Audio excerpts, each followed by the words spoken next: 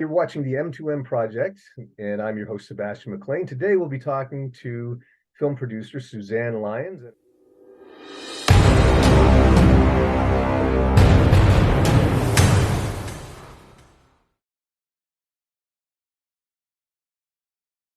You've alluded to it by talking about attachments for people who have large followings, because I think of one of the things a lot of writers, whether they have contacts or not, the question is, what do they need to have a good approach? Because as mentioned in one of my notes to you earlier, I really enjoyed working with you. I felt very blessed and lucky to spend the time that we did kind of discussing things.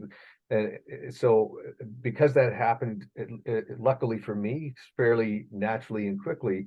The other side of that coin is, I know there obviously have to be things that you rebuff, so what is the differentiator? And one of those things that sounds like is the attachments and, the idea, obviously, things like that. But is there kind of a formula that you would sort of put out there that a writer needs to kind of have as a minimum, let's say, to maybe attract attention to an idea or a pitch? It's not real. I mean, it would be nice to say yes. I mean, I would love it if somebody called and said, "Yeah, I've got Julia Roberts attached already." It'd be great. But I also get, I got an email, no, a phone call. I can't remember. I think it was a phone call, just not long ago, about 3 months ago. I think it was an email first, and it caught my attention for some reason. That the pitch, the log line caught my attention, and I said, "Yeah, go ahead and call."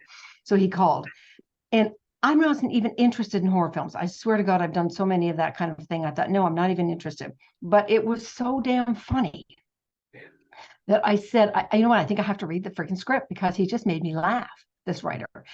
And I read the script, no attachments, no nothing. And it is hilarious. And I just thought, oh my God, I would love to do this. Now, it is a little more expensive than, your normal horror film. It's nowhere near SEG, or maybe not even SEG modified. It doesn't feel like it's under $1 million, but I couldn't help it. I just said, oh, I just have to be able to have it even for just a short while to see if there's anything I can do. But it was, and there was no attachments, and then someone else called, and they've got this lead actor who is the two calls this morning, both have the lead actors. One was, but one was just the writer, and the other one was another production. They're producers who won. They're new producers is what I'm trying to say. So I wouldn't worry about it too much. If you have those relationships, sure, take advantage, of them, and as a writer, and have a talk. But sometimes they might not, as a writer, you might not know what to do. You might say to that friend of yours, that neighbor who you love because he's on that TV show, he's a supporting character on the TV show. So you may say, oh yeah, can be the lead, and you even put something on paper with him. And, for the bringing on a producer, they might ruin it for you, because that name, as much as, you like him, he doesn't mean anything to sales. Right. In terms of sales, maybe he might sell Canada, but that's it, or maybe the US, but that's it, or whatever, England or something.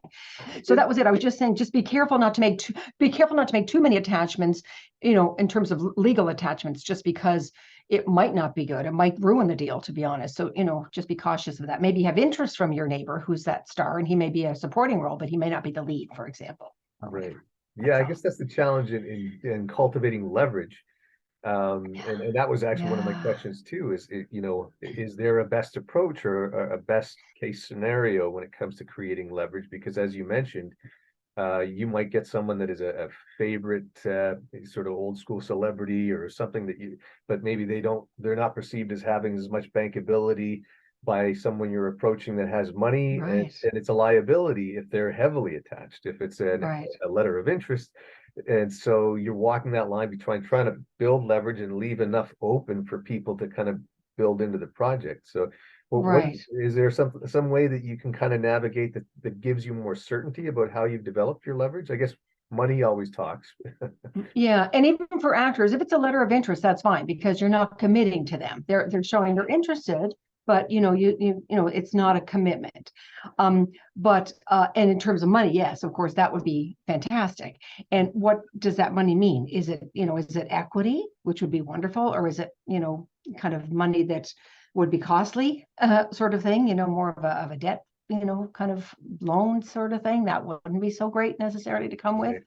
Right. So it just depends. And like, once again, I would say to not worry about it too much, especially if you've got a good script. And unless or maybe you've got some of those relationships. Maybe you don't know them, don't have the physical money, but you might know of a phenomenal broker whose investors, which is what happened to us recently, and whose investors are looking to open a film division.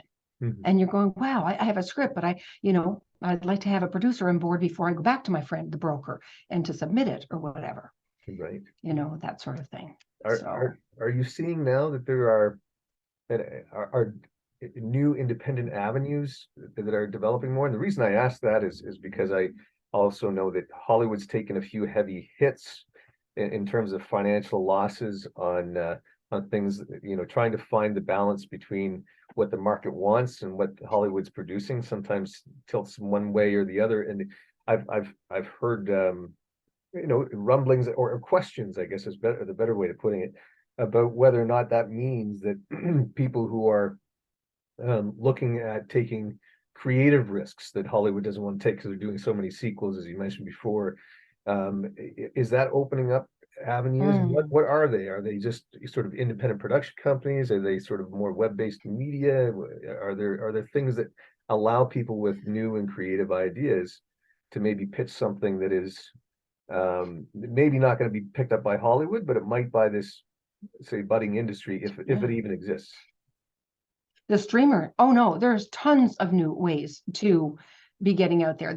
We're streaming companies opening all the time. I had 3 calls in the past 3 or 4 months for projects that I sent projects over to 3 different companies that are starting their own streaming company and actively looking for project. One of them is planning on doing 52 movies, seriously, in the next couple of years. So I sent over a bunch of projects to them. I don't know if they'll get chosen, but whatever. So there's lots of ways, to go about it, seriously. I mean, nowadays, probably more than ever, all the list. I mean, we just sold a movie recently to a sale. I mean, sold it. We gave to the sales agent to go out and do the sales. And we're still got one this morning, sales agents who just found out about the project, a major competition with 12 different sales agents. And this one guy this morning says it's still available. And he listed the places he would be taking it to just domestically and then foreign. Domestically now, there's like 8 different places to take it to, most of which are streamers. So, I mean, there's just no excuse for not making a movie because you're worried it's not going to be a duplicate of a Hollywood film.